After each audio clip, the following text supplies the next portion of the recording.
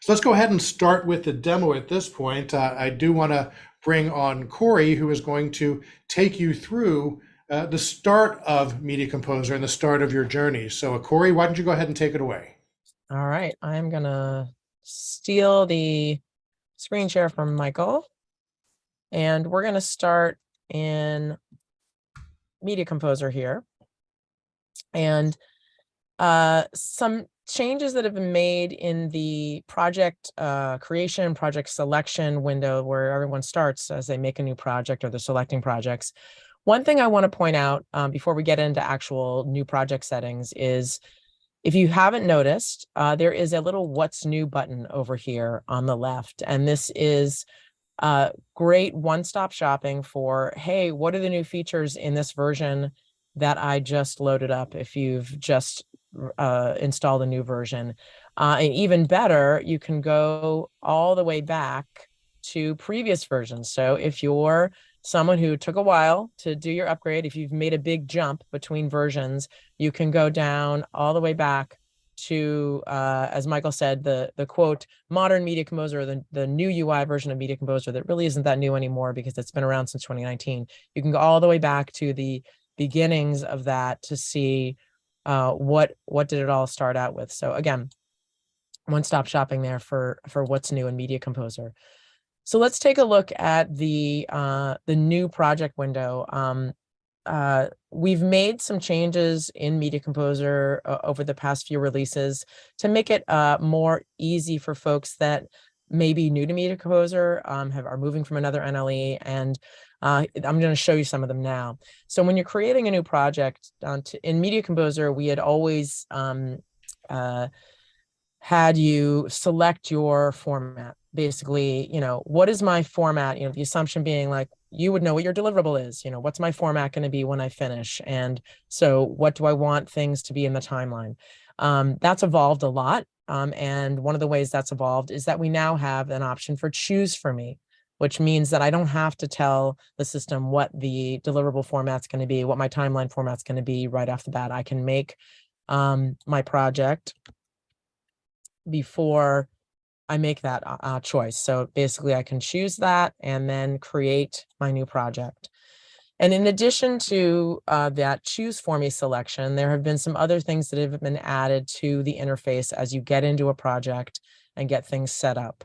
So in the timeline here, you'll see drag clips here to start editing. And over here, I have some default bins. I have Corey projects clips and project sequences. It may not be easy to see, but I have drag from source browser to add clips to the project. So I can come up to my tools menu and open up the source browser and use my favorites to come down to where I have my footage selected. And we will go down to, we'll bring in some people and I'll link this into my bin and bring in some clips there. Okay. So now I have some clips that I can, as it said, drag into the timeline. So I can also load them into the monitor if I already know how to do that.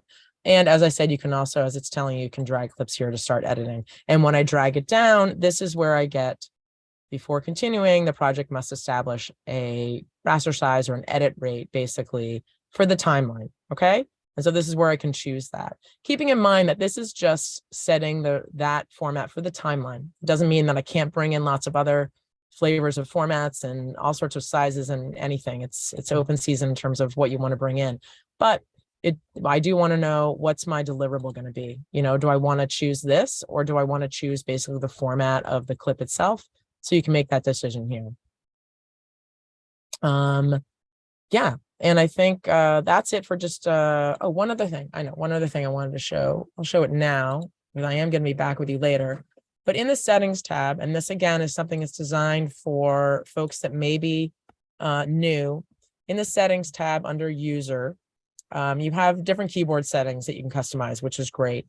And we have built in customized keyboards for Premiere as well as DaVinci Resolve.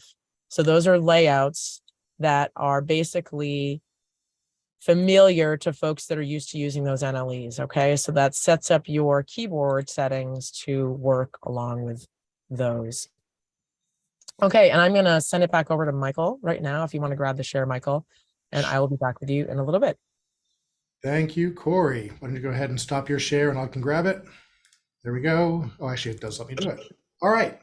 So now you should be seeing my sequence here, my timeline. This is the Orville. I want to thank the team from the Orville for giving us some amazing footage to use. Lots of blasts and audio design work here. So you can see it's a relatively, decent scene with Media Composer here. But Corey did a nice preview of going in and showing settings. Settings is a big thing in Media Composer. And I do want to point out that if you are starting with the new version of Media Composer or a new version, you do need to create new user settings. So I do want to set that, mention that initially. So in the settings, I also want to talk about your bins. So you'll see here that I do have a bin. There's a lot of, clips here in my dailies bin.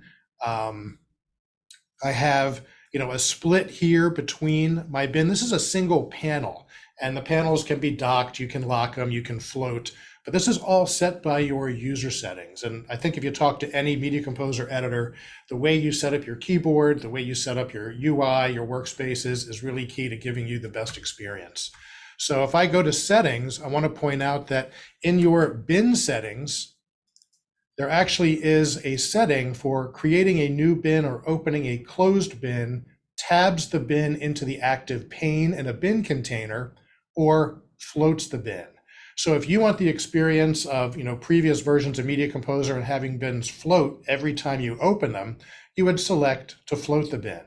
Or what you're seeing here for tabs, you'll see that in my bins up here, my bin container, I have 1, 2, 3 bins up on the upper panel and 2 on the bottom. So this bin container contains 5 bins.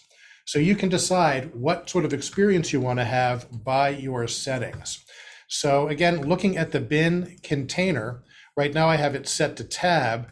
If I activate a panel, and that's just inside of the bin container, this lower area here, if I double click a closed bin, what's going to happen is you'll see that it tabs into that panel. I'm going to go ahead and close that. I could go back and reset to float the bin, but there is an option under the window there that says if you're on a PC, hold down Control. If you're on a Mac, hold down Command. And if you double click a closed bin, it inverts the setting that you have. So this bin now floats.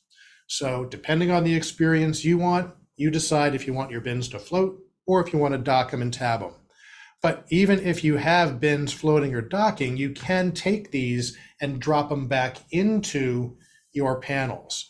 If I grab the name grease here, which is the name of my bin, you'll notice if I go over a bin container, these green drop zones are telling me where am I dropping that panel. Do I want to create a separate window? Or if I hold down Option over any panel and let go, it tabs it. So again, you can dock, you can lock, you can drag, you can float, you can tab. I could even take this name, this grease tabbed bin, and pull it out and take it out of the bin container as well. So just think of it this way. A bin container contains a set of bins, or you could have single bins floating. But you also have within a bin container this sidebar, which you can open up, which is a separate view of your project.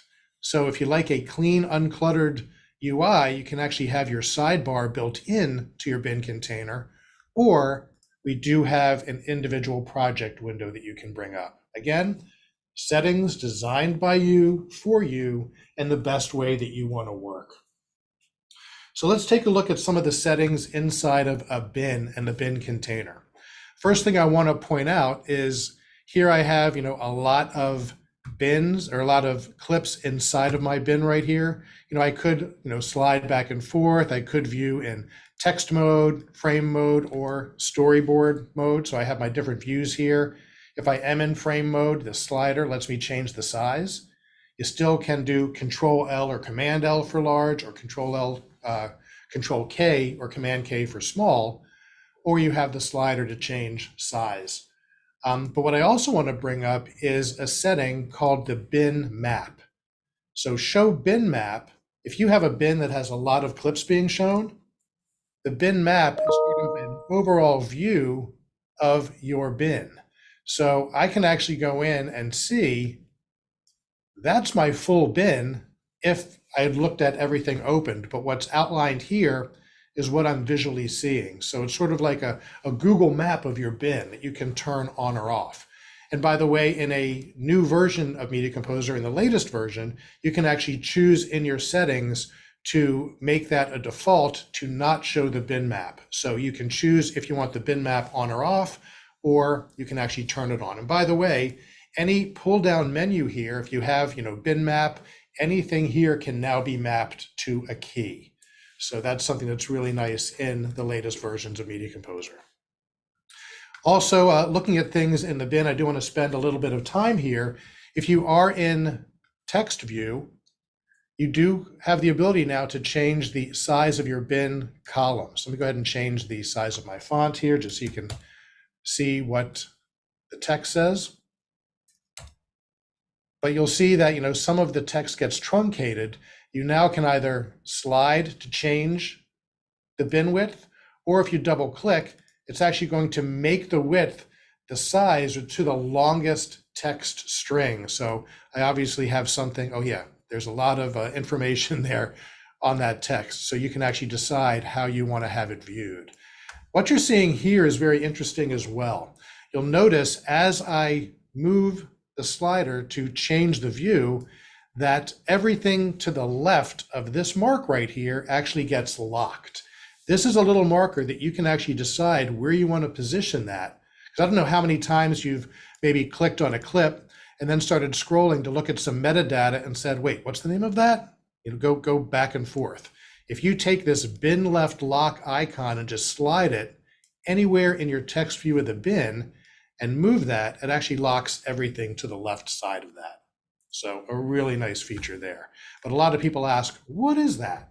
So that's what that is. You decide where that's going to be set and everything to the left is locked. Looking at some other nice information here as well, you'll see in the lower right-hand corner of your bin, this is called the bin status. So you're seeing that I have one clip selected with a duration of 5 seconds, 5 frames, but I have 712 items in that bin. So I could even be in frame view, select, and it's actually going to give me that information. Or even if I select multiple clips, if I come in and grab a bunch, you're seeing that I've selected 18 clips with a total duration of 3 minutes, 3 seconds, 16 frames, still viewing 712 in that window. But if I filter any of my bins, it actually tells me what I'm filtering with viewing. So this is, again, a nice way to go in and view any information on the clips that you have. All right, some other quick things to mention as I look at my little sheet here. While you're in text mode, there is, let's bring up this bin right here. We have some great footage of some beautiful kites that our colleague Dirk Weinrich actually shot for us with some drone. But you'll see here that all of the names of these clips are just DJI. Maybe I want to change the name of these clips. And in a recent update of Media Composer, if you select a range of clips, you can choose, or you could put this on a keystroke, bulk edit. And bulk edit brings up a little sub window here where I can go in and redefine or modify the name of my clips in one window without having to individually go to each one. So I'm going to change the selection, so the selected clips here, to be what? Let's call this Demo Day. You'll see that the modified value actually comes to the right side of each clip. We're also going to put a little divider there with a little underscore. And you can keep adding values here. Let's say this is scene 4. You see it's adding a scene 4. You can add a counter. So the counter automatically adds a counter to each value. Plus you can go in and choose how many digits, the value, starting value, increments. We can add, another divider. And then lastly, I'm going to take and add some column data. This is any bit of metadata or information in your bin. So if you customize columns, if you go and have lab roll or tape or any sort of identifier, you can go in and choose from here any column data. I'm just going to choose creation date, or actually duration, because each one you'll see has a different duration. When I hit commit, watch what happens over here in my bin, and I've just changed the name of all of those clips. So something that, great for assistants to go in. Again, you're not having to go in and individually go in and change the name of those clips. Then the next release, once that was shown, to take it to the next level is putting in a find and replace.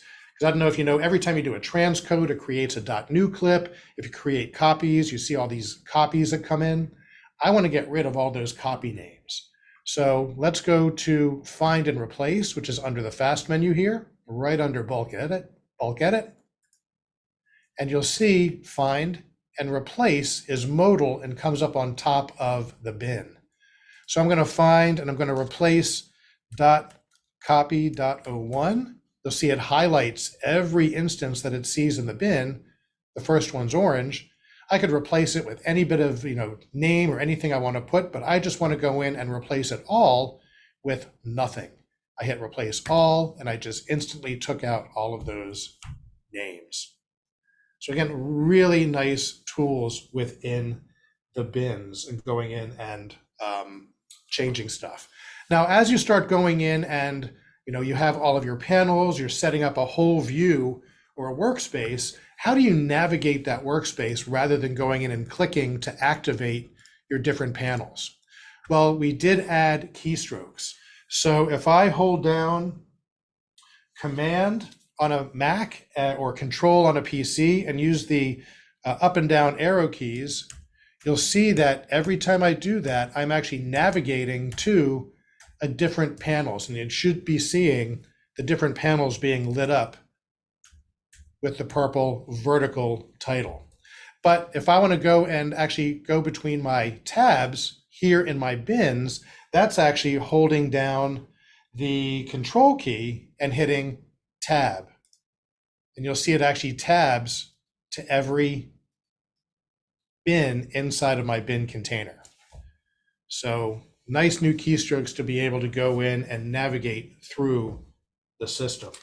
So, I think at this point, nice little overview with bins. Again, getting a handle on the bins and bin container is a really big thing there. So definitely, work with the way you want, float your bins, dock them, whatever you want. But once you get past the UI and the different ways to navigate, your experience is going to be just as if you were in Media Composer from before. So I'm going to go ahead and pass this off back to Corey in Burlington, Massachusetts, and she's going to take you through the timeline inside of Media Composer.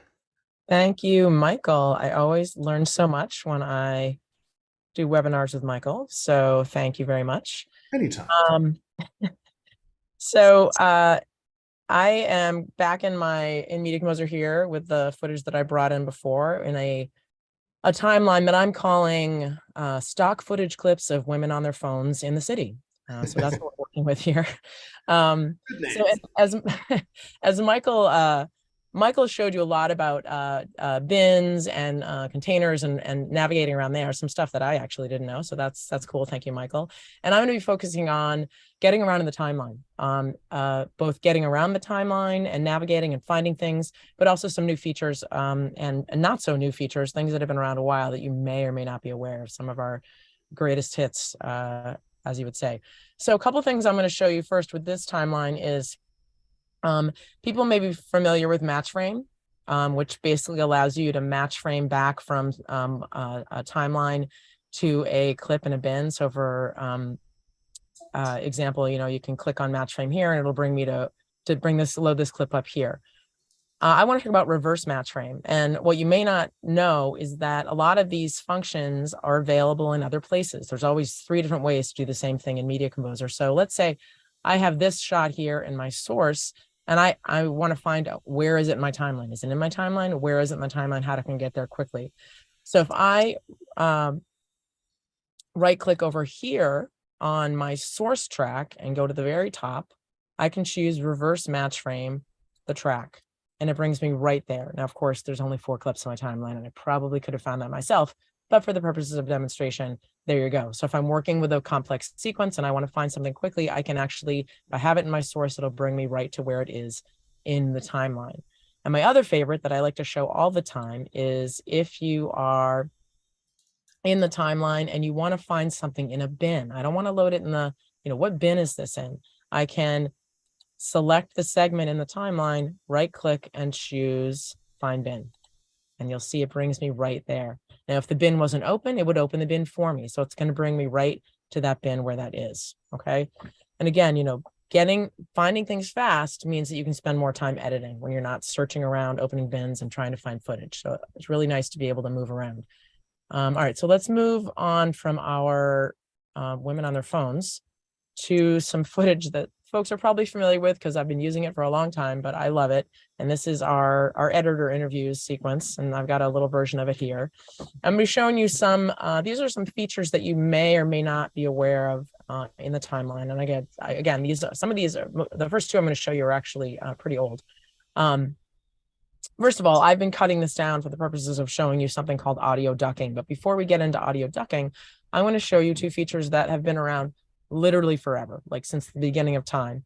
And it is 2 features known as top and tail. And these are the icons for them. And I've brought them down in here. And basically what it is if I want to clean up everything to the left here, like I don't need these things. I just want to clean everything up.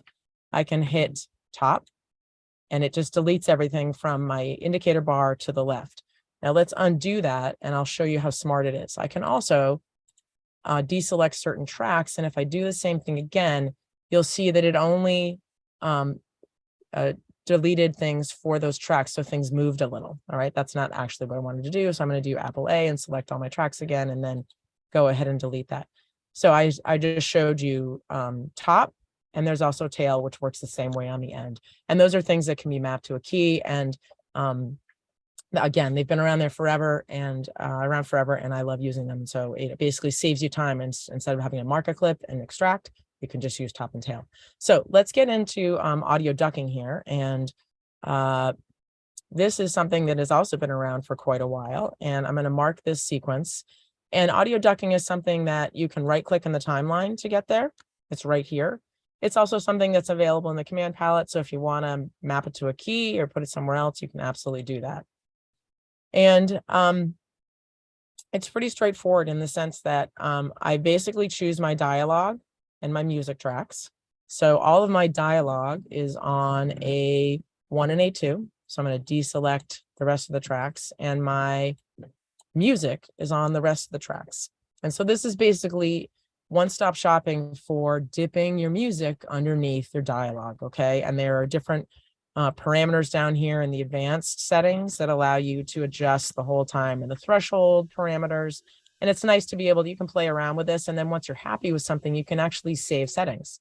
So if I have parameters that I like for certain types of work and audio, then you can save that and then go right back to it without having to tweak these things. So if I finally get around to showing you how it works, I hit duck, and you'll see that it's automatically ducked anywhere that I have breaks in my dialogue. And again, I can go back in to audio ducking and adjust these parameters. If I want to adjust the hold time or the threshold, I can do that as well. And then if I duck again, it'll ask me, you've already done this. Do you want to replace? I want to replace the automation. And then it's much more limited there. But you'll see you can go in again and continue to tweak what you want your threshold to be in terms of the level, the volume, and the whole time for the duck and everything, and tweak that. So that's audio ducking, which is a nice feature. Okay, so while we're in here, I'm going to show you a couple other things. And this is related to this is not a very complex sequence. So let's get into something that's a little more involved. And I want to talk to you about locking tracks. And there's a couple of different ways to lock tracks.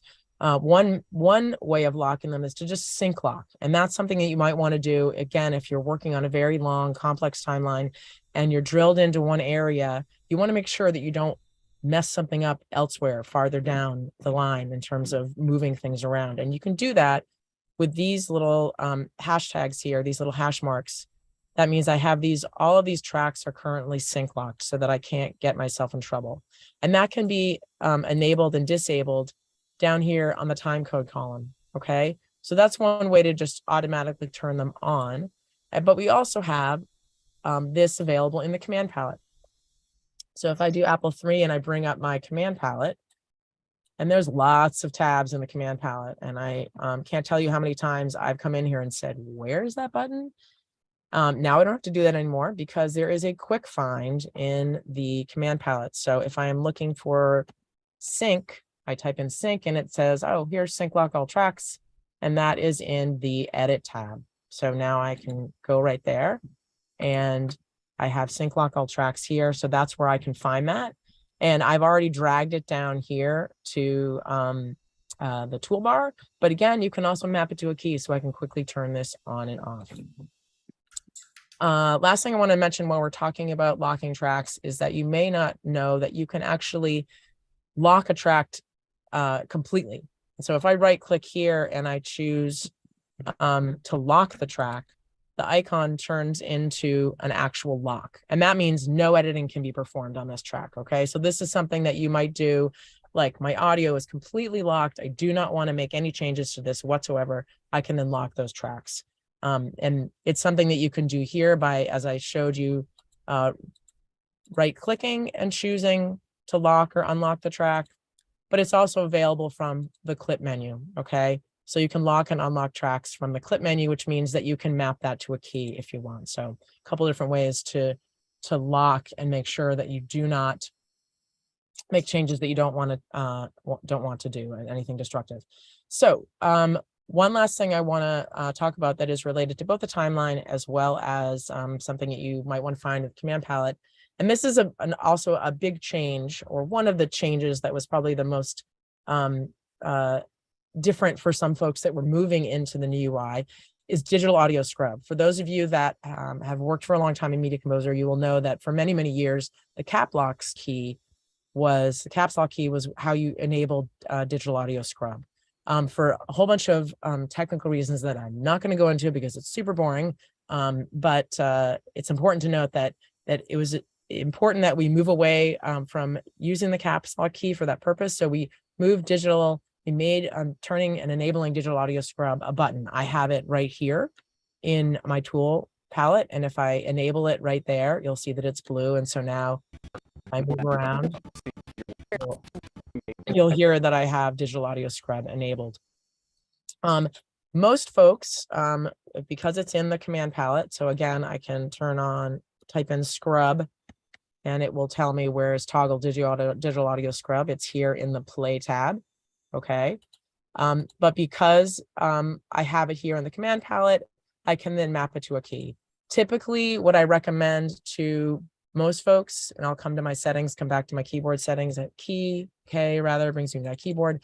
I have it mapped to my tab key, which is not far away from the caps lock key. So for those of you that are a little nervous about, you can just move it one key up to your tab key. That's what we recommend to most folks, so that from a muscle memory standpoint, you're not having to relearn too much. Okay. So again, moving digital audio scrub to a button and being able to put that onto the tab key. All right. So I have one more a block of stuff that I want to talk about in the timeline here. And this is most of this is related to selecting things. If you're not familiar with the right click in the timeline, you can right click and there's lots of things you can choose, but one of them you can choose is select, and you can select to the left, to the right, clips with the same source color, clips with no source color, all sorts of things that you can select. And we actually have added a lot to this over the years in terms of what you can select. And let me talk about different ways that you can utilize this. One of the other selections that you have, or options that you have in the selection window, is down here. You have two things: move clip leaves filler and select filler with the segment tools. So you'll notice if I choose select to the left, it selects all my clips in the timeline to the left. Okay, it does not select any of the filler because that's a setting that I have turned off. All right. If I enable select filler with segment tool, so that's now active, and I choose select to the left, it's going to select anything that's to the left of my cursor, whether it's a filler track or not. So that's something that you can turn on and off. If I turn that off and then I do a selection to the right, everything to the right, again, it goes back to just selecting the clips that I might want to move. Okay. I am a fan of making colors, using colors. So you'll see I have a pretty colorful timeline here. And a lot of these clips I've added source colors. So these are organized. I have different editors talking. So I have green for when Doc is talking and maroon for Kim. And this is a nice way for me to be able to organize and see in my timeline who's talking. Okay.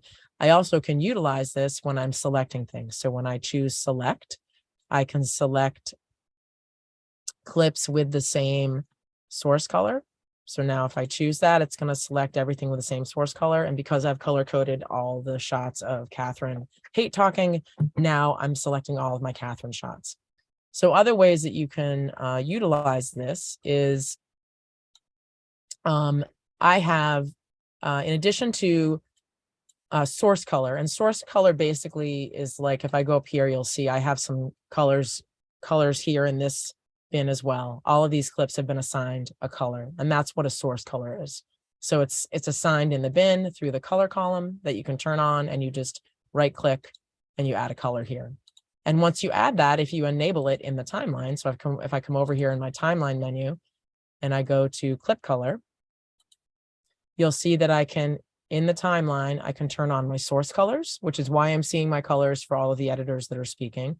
But I can also turn on timeline local. And if timeline local is enabled, that means I can assign yet another color. And like I said, I love adding colors, so let's add some more colors. So you'll see I've added some red colors here. So even though this is a clip of Catherine talking, I've actually added a local timeline color to it. And the reason for that is that maybe I've got these particular clips have an issue or have something I want to make someone aware of. I want to do something with all of them. So now that I have selected one of them, I can go to right click and select select clips with the same local clip color. Now all of these are selected. Okay. And this brings me to my big finale, which is not really finale, but at least for this section, is that I have some new, we have some new features that have been added, some buttons for moving around in the timeline, and it is called to go to previous selected clip and go to next selected clip. And these are available in the command palette, and I have added them here in my tool bar. And it means that if I click on go to next selected clip, it's going to go to each of those selected clips in the timeline, which is great because, we have lots of different ways for moving around in the timeline. And if let's quickly bring up the command palette. So, and we'll do selected, go to previous selected clip. So this is in the move tab. So now that's where these can be found available. It's where you can map them. But we also have go to previous trim, and these are other ones that we've had. So we have lots of different ways of getting around the timeline, but this is yet another one that we've added for folks that you want to be able to get around quickly, and you can utilize those. And that again is called go to previous selected clip and go to next clip. And I'm going to lean on Michael here because I can't even remember when those are added, but it was very recently. It was recently, I think the last release. Okay. Thank you, Michael. Not 12. He keeps track of the numbers for me. Okay, how are we doing on time? All right, so I have a couple other things that I want to show in the timeline, and I'm going to zoom in a little bit with my H key.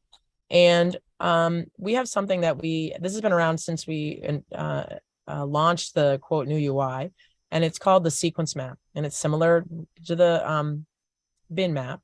If I right click, I can turn it on. And you'll see that it just allows me to move around here in the timeline, which is also nice for the trackpad. So right now I'm not using the mouse, I'm using the trackpad, my trackpad on my laptop to move around, which is cool. Right now, it's just a floating window here. And if I click on the timeline, it goes away. You can change that behavior. If I come over to my settings, and I should have used those fancy new move tools that Michael told me about, but I'm using my mouse. But if I come to the timeline settings here,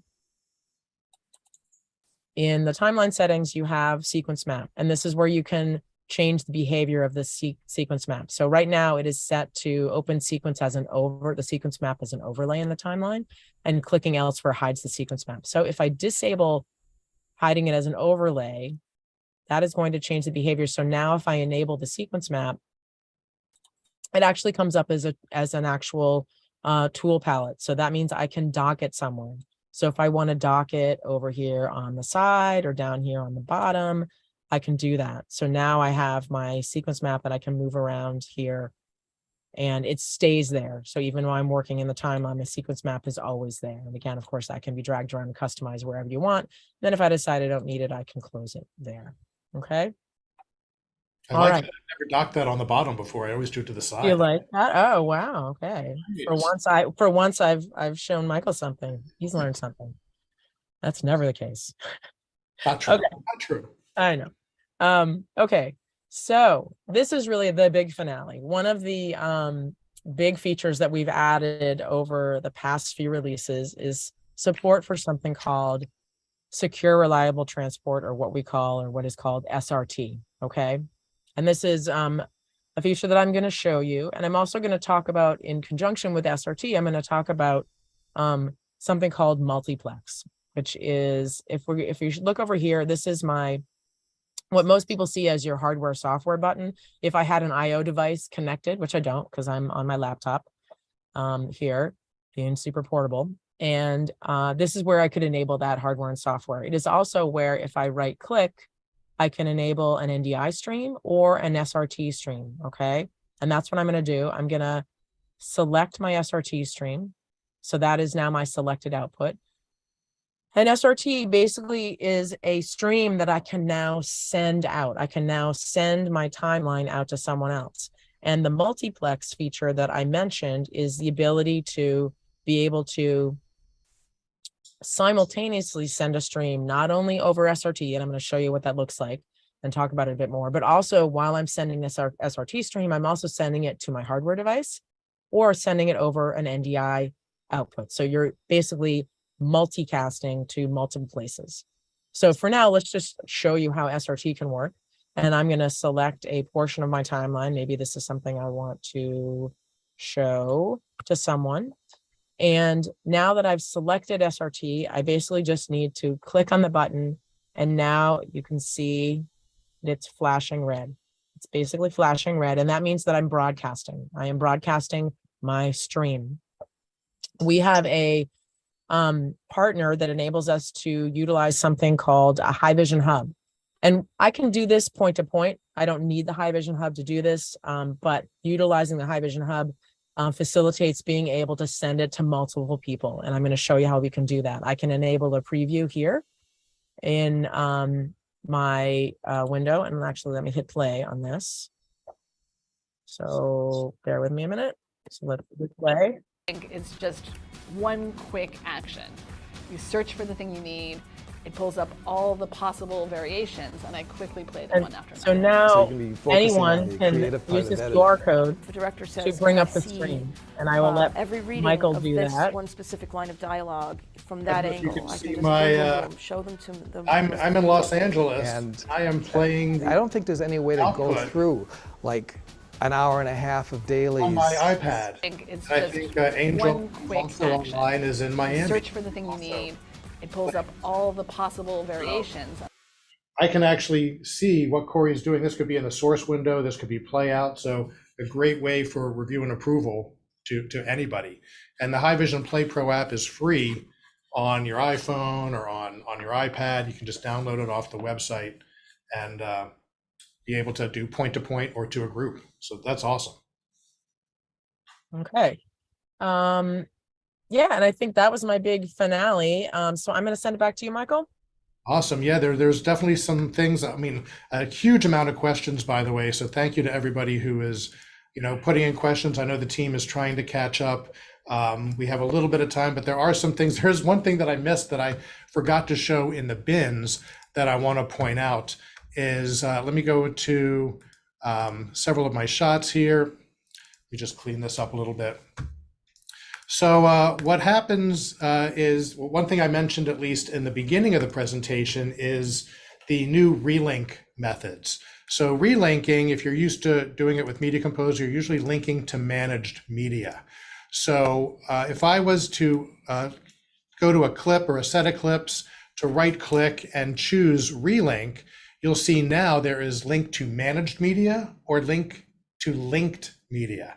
And linked media is a recent addition to Media Composer. And what that means is if I go and I reveal the file of my clips right here, and I choose maybe all these files, I want to move them to a new folder called Moved Here. So basically, I just changed the path of my files. So ultimately what should happen is my media goes offline because I just lost those links. So how do I get them back? Well, I could choose those files again. I'll go to relink to managed media to linked media. And what that's going to provide is a tool or a window that lets me locate the media. It's actually showing me all the media here. It's all red because it's offline. I'll go to locate. I'm going to choose the new moved here folder, choose it. And what'll happen is those links should now be reestablished and my media should come back online. Voila. So the great thing is, now if you do have managed media, you still have those tools to go and use the typical relinking method. But if you do have physical linked media that you need to relink to, you now have a mechanism that allows you to do that. And that is in one of the latest releases of Media Composer. I think it might have been .10. So let's see how we're doing time-wise. I'm not going to go to some of the questions yet. There is one thing with markers, though, that I did want to point out. So we do have a sequence here with markers. If I go to my markers window, we did add a new column, which is creation date. Now, I know this may not seem like a big thing, but as you're working on a feature film or a television show, markers are critical to letting you know about maybe effects or notes that somebody is making to a certain part of a sequence. And you'll see here that even in this one short scene from the Orville, you have all of these comments and all of the comments that may have been made. But you want to go to the one that is the most recent. You don't want to have to search through all of them. So now with the new addition of the creation date, you can just simply do a select and actually sift and sort to the latest comment. So that's a nice new feature that's added with markers. I do want to jump into quickly the titler plus because there are some questions about the titler and how that works. But what I'm going to do is let's just go and start with a new sequence. I just want to take a single clip. Actually, we'll take some of the files here. Let me just take this one with the blasts. And let me just drop that into my timeline. And I'm just going to add a simple title on top of this, just for a mark, just for information. So what we're going to do is I'm just going to mark an in and an out on the timeline. Go ahead and add another track of video. And I'm going to choose the new Avid Titler Plus. I'm also, just for the sake of demo and visualizing, I'm just going to go to a single monitor because this is an effect done on the record side. So I hit the Avid Titler Plus, it could be a key. And what I want to point out is you get these two menus. You do get your effect editor, but you also get this mini menu here where you're probably going to do most of your work. The way that this works is it's currently in type mode. So I can simply click, it's going to bring up a little type, and I can start typing the Orville.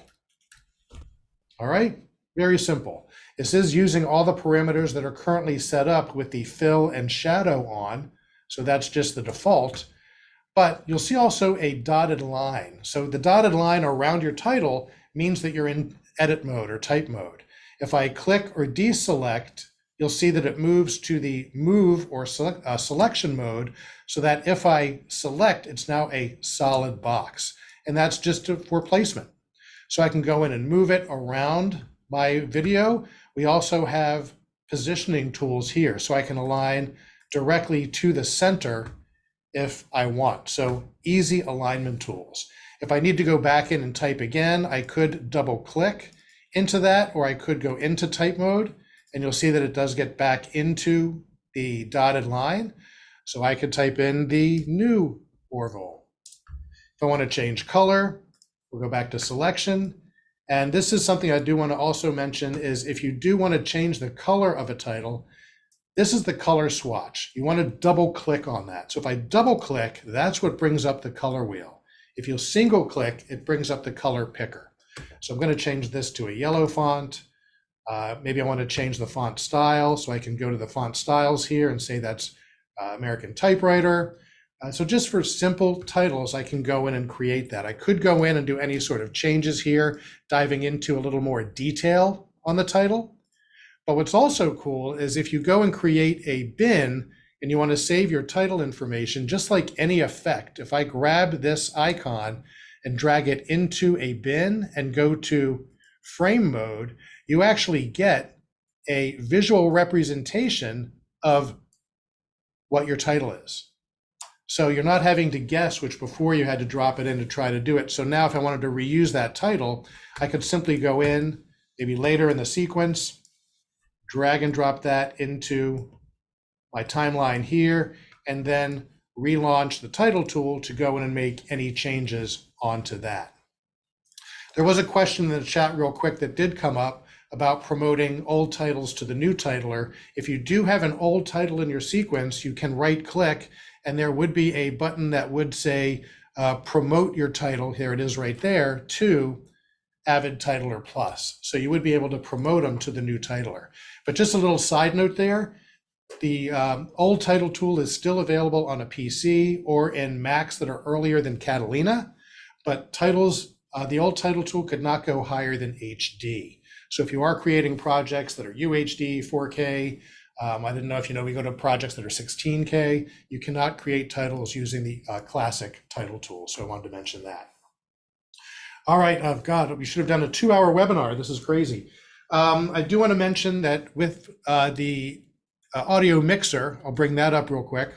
If I bring up the sequence here, you'll see that there are lots of tracks here for the audio, but I do want to point out across the top, you'll notice that there are different colors for your groups. So one thing that we added recently is more color choices for ganged groups. So before it was just one. The nice thing about this, and if you haven't opened up the group or track panel on the right or left side of your audio mixer, this is a nice way to be able to go in and select tracks. You can, actually we'll select a few of them here. We'll right click and say, I want to create a color or choose a color. These are all going to be, let's say this pink right here. And you could also go in and create a group from this selection.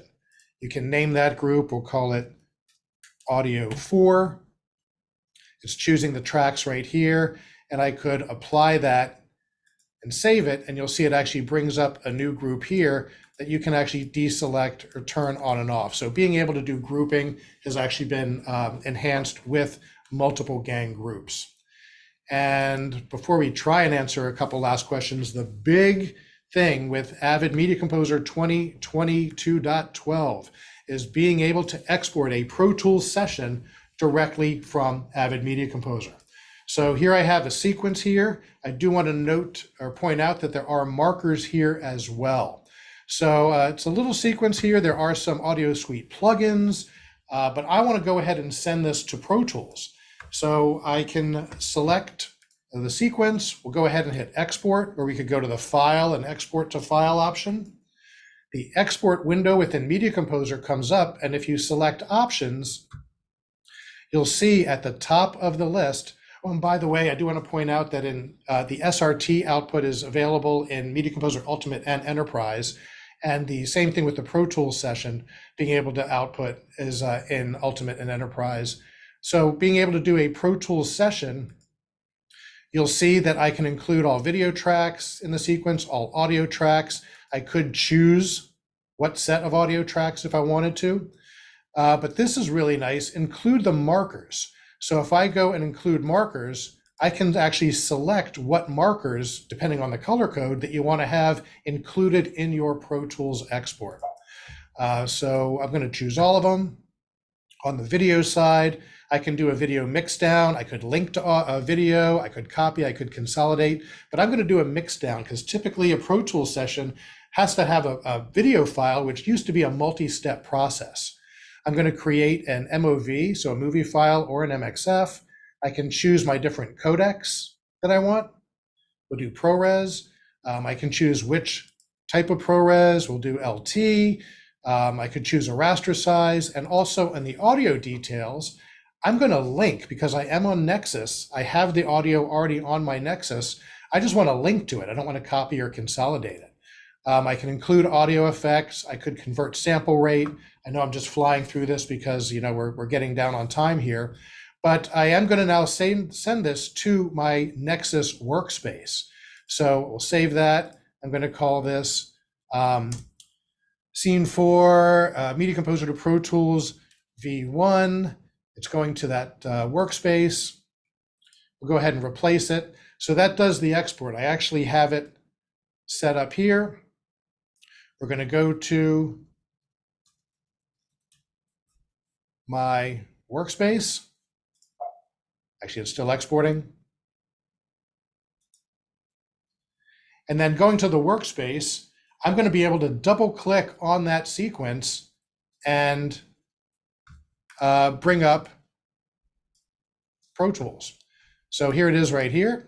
Sorry for my messy desktop. We'll edit that out in post. So here is my Pro Tools sequence right here. That's an actual Pro Tools session. So I'm double clicking on the Pro Tools.ptx file generated from Avid Media Composer. It's going to open up Pro Tools. And the cool thing here is it's one single file, which embeds that video mixdown that I did. It also brings in and links to the audio files. And you'll see the actual video track on top of the Pro Tools session. You'll see a cut track, and here's my video.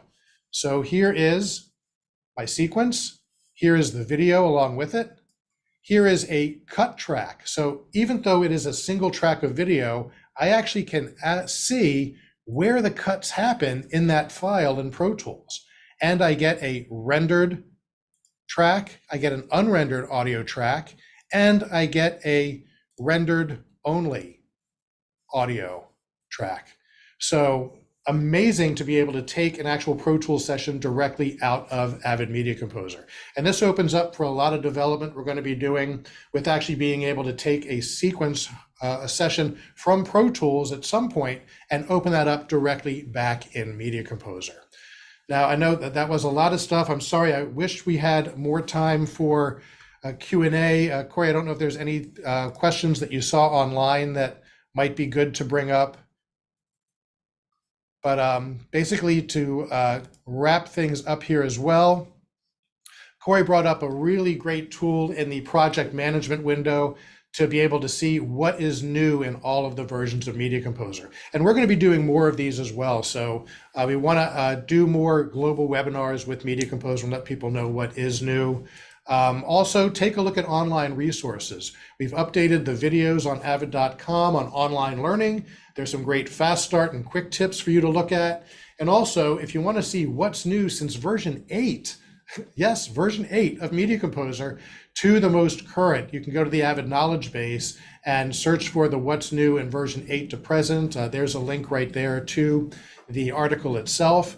This webinar, by the way, will be available online. I saw a lot of questions about that in the Q&A. So it will be available after the session on YouTube as well as on demand. And other online resources, if you want to be part of a really great group, the Avid editors on Facebook, there's a lot of great information exchange there. I learn a lot when I log in.